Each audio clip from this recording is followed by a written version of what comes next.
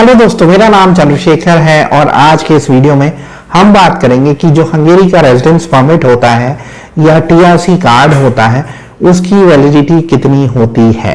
इससे पहले कि हम आगे बढ़े, मैं आपसे रिक्वेस्ट करूंगा कि आप हमारे यूट्यूब चैनल को सब्सक्राइब कर लीजिए, क्योंकि मेरा पर्पस है आपको 100% जेन्युइन इंफॉर्मेशन देना। तो ये सवाल मुझसे अक्सर पूछा जाता है कि हंगेरी का जो रेजिडेंस परमिट कार्ड होता है या टीआरसी होता है उसकी क्या वैलिडिटी होती है। देखिए, क्या है कि आप हंगेरी किसी पर्पस से जाते हैं, आप जा रहे हैं एम्प्लॉयमेंट के लिए, जिसे हम बोलते हैं residence permit for the purpose of employment. अगर आप पढ़ने के लिए जा रहे हैं तो उसका मतलब होगा residence permit for the purpose of study. अगर आप अपनी फैमिली को ज्वाइन करने जा रहे हैं तो होगा रेजिडेंस परमिट फॉर फैमिली रियूनिफिकेशन। अगर आप कोई इंडिपेंडेंट एक्टिविटी करने वाले हैं, जैसे आप बिजनेस शुरू कर रहे हैं हंगेरी में, तो वो होगा residence permit for the pursuit of gainful activity. और अगर आप फॉर एग्जांपल रियल एस्टेट में इन्वेस्ट कर रहे हैं तो आपको मिल सकता है residence permit for other purposes. अब हम पहले बात करते हैं जो आपको रेजिडेंस परमिट मिलता है एम्प्लॉयमेंट के बेसिस पे, जिसे हम आम तौर पे वर्क वीजा भी बोलते हैं।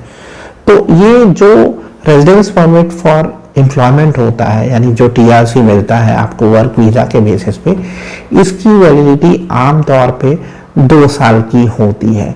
हाँ, एक और फैक्टर है कि आपके पासपोर्ट की क्या वैलिडिटी है। सपोज करिए कि आपका पासपोर्ट फॉर एग्जांपल जून 2024 में खत्म हो रहा है, तो आपकी टीआरसी की जो वैलिडिटी होगी वो मार्च के एंड तक होगी, यानी 3 महीने पहले तक होगी जो आपके पासपोर्ट की एक्सपायरी है।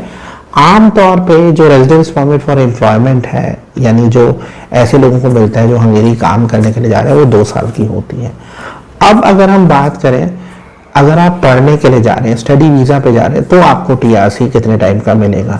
तो आपको जो टीआरसी होता है वो अगेन 2 साल का होगा, और कई बार 1 साल का भी हो सकता है। ये इमिग्रेशन के डिस्क्रिप्शन पे है, या कई बार इस पे डिपेंड करता है कि आपकी जो स्टडी का ड्यूरेशन है वो कितना है। फॉर एग्जांपल आप एक्सचेंज प्रोग्राम पे जा रहे हैं और 6 महीने का है, तो 6 महीने वैलिडिटी होगी आपके टीआरसी की या रेजिडेंस परमिट कार्ड की। अब हम बात करते हैं residence permit for the pursuit of gainful activity, यानी अगर आपका अपना बिजनेस है या आप फूड डिलीवरी के काम में जा रहे हैं डायरेक्टली, तो उस केस में बेसिकली आपका जो रेजिडेंस परमिट कार्ड होगा उसकी वैलिडिटी 2 साल होगी।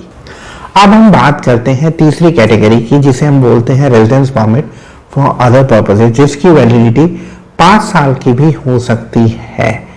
बेसिकली ये ऐसे लोगों के लिए है जो फॉर एग्जांपल रियल एस्टेट में इन्वेस्ट कर रहे हों, या फिर ऐसे पर्पसेस के लिए जा रहे हों जिस पर्पस के लिए कोई और रेजिडेंस परमिट नहीं है। तो मैं यहाँ पे रिपीट कर देना चाहूंगा कि आमतौर पे जो हंगेरी का रेजिडेंस परमिट कार्ड होता है, टीआरसी होता है, उसकी वैलिडिटी 2 से 5 साल हो सकती है। और ऐसी न्यूज है कि हंगेरियन जो गवर्नमेंट है वो गोल्डन वीजा लॉन्च कर रही है आने वाले साल में। तो यहाँ पे जो आपको रेजिडेंस परमिट मिलेगा उसकी वैलिडिटी 10 साल होगी। मेरा एक वीडियो भी है गोल्डन वीजा पे, जिसका मैं लिंक आपको डिस्क्रिप्शन में दे रहा हूँ, तो वो आप भी देखना अगर आप चाहते हैं कि आपको और आपकी फैमिली को एक साथ 10 साल का रेजिडेंस परमिट कार्ड मिल जाए। आज के वीडियो में इतना ही। मैं चाहते हैं आपसे रिक्वेस्ट करूंगा कि आप हमारे यूट्यूब चैनल को सब्सक्राइब कर लीजिए। Thank you very much.